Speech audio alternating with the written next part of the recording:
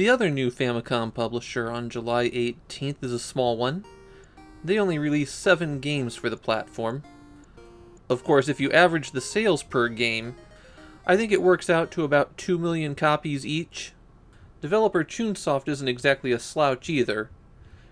They made most of Enix's Famicom games, and had a few big hits for other publishers too. So what's the first game from the companies that effectively invented the JRPG and visual novel genres?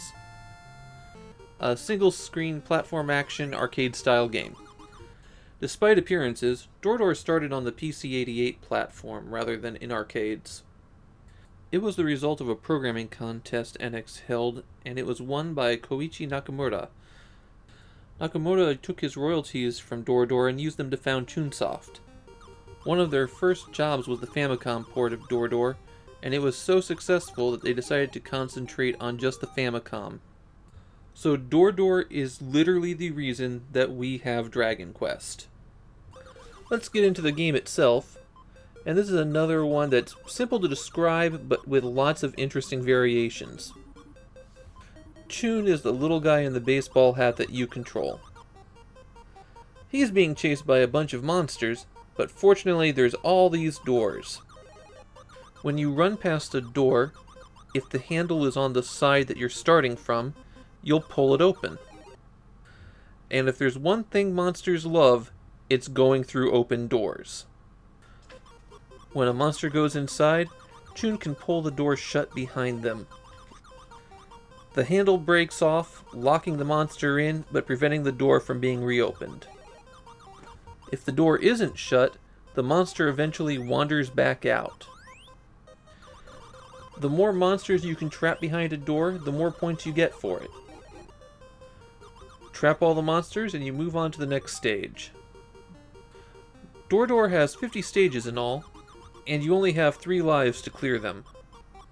That's gotten DoorDoor a reputation as one of the hardest Famicom games. And if you want a challenge, I do recommend DoorDoor.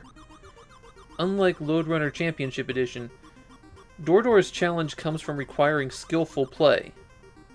One of the keys to that is learning the aliens. They all have unique patterns as they move through the levels, and you can learn to manipulate them.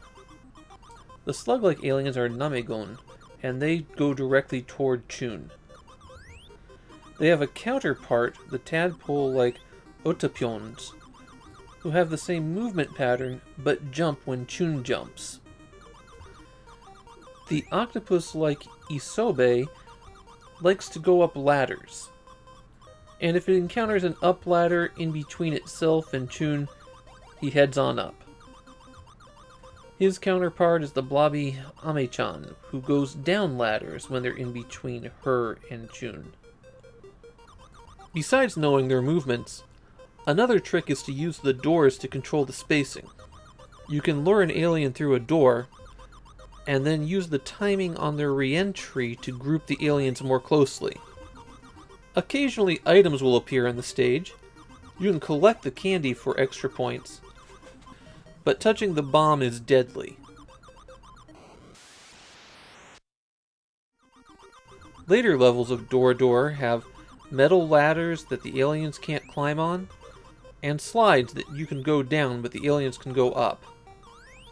And since this is an early platformer, you can't fall great distances. So DoorDoor is a pretty simple game, but I think it presents an interesting challenge. It's pretty fun to play and try to rack up a high score. I don't know if I'll ever play it to level 50, but I think I'm okay with that. One more thing before I wrap up. Is it me, or does this game look like it was originally for an Apple II? It's the purple, green, and white color palette, I think.